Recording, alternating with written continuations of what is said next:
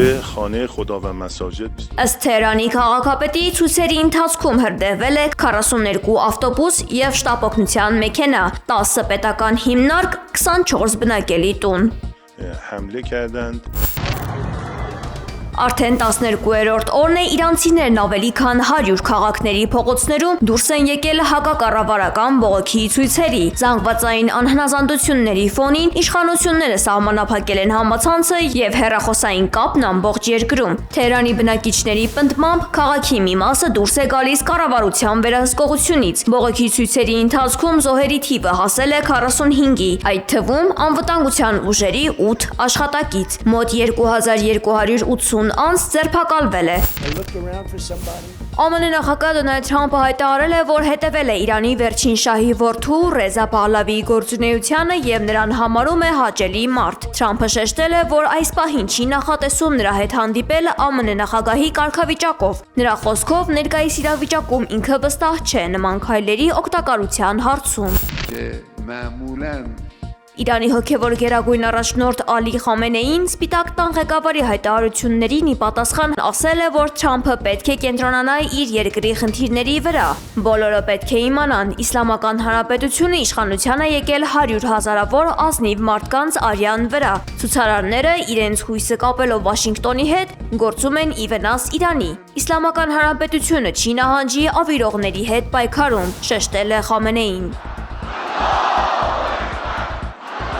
Իրանի նախագահ Մասուդ Պեզեշքյանը կոչ է արել անվտանգության ուժերին առավելագույն զսպվածություն ցուցաբերել։ Պետք է խուսափել ցանկացած բռնի գործողությունից, ասել է նա։ Անհրաժեշտ է գնալ երկխոսության, խաղաղ շփման եւ լսել Իրանի ժողովրդի պահանջները։ Ռուսաստանում Իրանի դեսպան Քազեմ Ջալալին հայտարարել է, որ Իրանը երբեք չի խուսափի Միացյալ Նահանգների հետ իրական եւ լուրջ բանակցություններից, որոնք ուղղված են արդար եւ հավասարակշռված համաձայնության հասնելուն։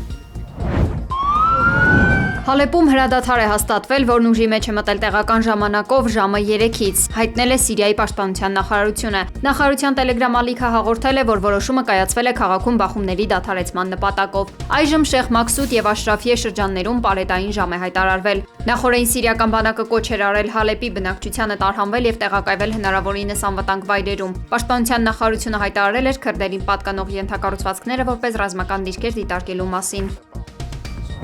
Ի պատասխան Ռուսաստանի խնդրանքին ԱՄՆ նախագահ Դոնալդ Թրամփը որոշել է ազատ արձակել կալանված Մարիներա լցանավի անձնակազմի 2 ռուս անդամի, հայտարարել է Ռուսաստանի արտգործնախարարության ներկայացուցիչ Մարիա Զախարովան։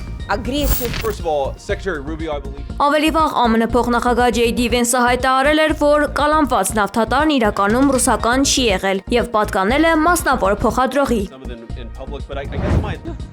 Մոսկվայում առատյան բարձրությունը նախատեսվում է, որ կհասնի աննախադեպ մակարդակի, մինչև 65 սանտիմետր։ Սա օդերևութաբանական դիտարկումների ամբողջ պատմության ընթացքում գրանցված բացարձակ ռեկորդ է։ Ըստ կանխատեսումների Մոսկվայում կշարունակվի ձնառատ տեղումները։ Դրա պատճառը Ֆրենսիս ցիկլոնն է, որն աստիճանաբար կսաստկանա։ Քաղաքում ավտոմեքենաները չեն կարողանում դուրս գալ բակերից ձյան առատության հետևանքով։ Մարդիկ հրելով են դուրս բերում ձյան մեջ թաղված մեքենաներին։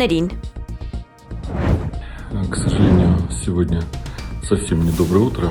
Ուկրաինական հրթիռների հարվածների հետևանքով Բելգորոդի մարզում կես միլիոնից ավելի բնակիչ էլեկտրաէներգիայի անջատման պատճառով հայտնվել է կացության ծանր պայմաններում, հայտնել է նահանգապետ Գլադկովը։ Մարզում 556 հազար մարդ առանց էլեկտրաէներգիայի է, գրեթե նույնքանն էլ զրկված է ջեռուցումից, մոտ 200 հազար բաժանորդ չունի ջուր եւ կոյուղի։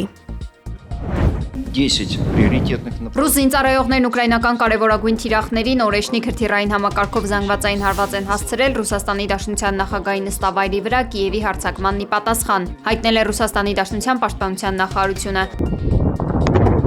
Ռուսաստանը գիշերը լայնածավալ հարձակում է իրականացրել մայրաքաղաք Կիևի վրա, հրդեհելով բազմաբնակարան շենքեր, զոհվել է առնվազն 4 մարդ կամ վիրավորներ։ Դաշնության հրթիռային հարվածներից հետո մայրաքաղաքը ամբողջությամբ հոսանքազրկվել է։ Ուկրաինայի ռազմաօդային ուժերը հայտնել են, որ Լվովում բալիստիկ հրթիռը հարվածել է ենթակառուցվածքային օբյեկտներին։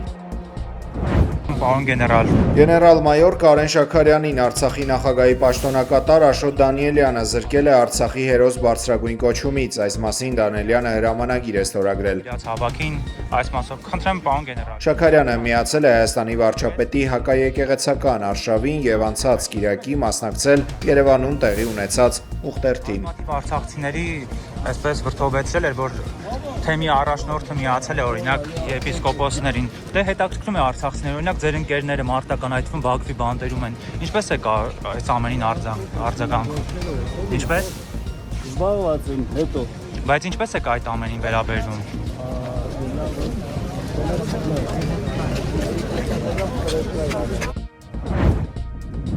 Դատի կտան Նիկոլ Փաշինյանին իր այն պնդման համար, թե Հայաստանում չկա մի ընտանիք, որից հեծը գողություն արած չլինի։ Հեծի տնօրենի նախկին պաշտոնակատար Դավիթ Ղազինյանը ասել է, որ մտածում են այդ մասին։ Նա հռետորական հարց է հնչեցրել, թե որտեղ են այն 20-ից ավելի քրեական վարույթները, որոնց մասին իշխանությունները անընդհատ բարձրաձայնում են, եւ արդյոք նման հայտարարություններով կասկածի տակ չեն դնում իրավապահ համակարգի աշխատանքը։ Ղազինյանը բացառել է, որ իրենց կառավարման տարիներին հավելագրումներ եղած լինեն, չհաշված 1-2 դեպք։ Ուղղակի թույլ չի տալիս այդ հաշվիչները, այնպիսի հաշվիչները, որոնք թույլ չեն տալիս այսպես հավելագրում անել եւ անցնցում անցնել առաջ։ Հաշվի առնելով, որ այդ հաշվիչները նախ մեծ մասի դեպքում մարդկային գործոնն է բացառում, որովհետեւ ինքը թվերը քաշում է ավտոմատ, եւ երկրորդը վերջին հաշվով, եթե անգամ հավելագրում արվել է բազայում, այդ հաշվիչը կամ պետք է հանվի, կամ պետք է կորի, կամ պետք է գնա լաբորատորիա, որի միջոցով պետական է, եւ այնտեղ ֆիքսվի։ Սուտ է որակել Ղազինյանը հեծի կառավարիչ նշանակված Ռոմանոս Պետրոսյանի ներկայացած վիճակագրությունը, թե անցած տարի ամանորի գիշերը 32,000 բաժանորդ է մնացել առանց հոսանքի, իսկ այս տարի ընդամենը 9,200-ն են ամանորը առանց լույսի դիմավորել։ Ղազինյանը ներկայացրել է ՀՑԿՀ կայքում հրապարակված տվյալը, որն ըստ նրա ցույց է տալիս թվերի ահռելի տարբերություն։ 24-25-ին 6750 բաժանորդ 31-ին դեկտեմբերի, իսկ 20-26-ին 117021, 31-ին, չեմ կարող ասել այդ հարցեր իրեն, ես դες 24-25-ի թիվը գոնե ասում եմ ՀՑԿ-ի կայքում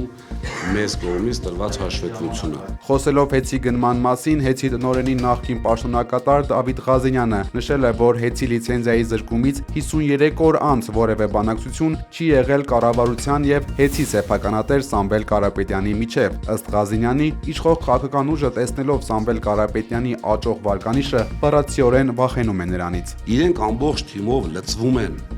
Այս ժամանակ ինչ որ մի process-ի կամ գործի, որտեղ իրենց արդեն պարտված են, իրենց զեկուցում են, չէ, վերջին հաշվով։ Համապատասխան կառույցներ ունեն, իրենց այսպես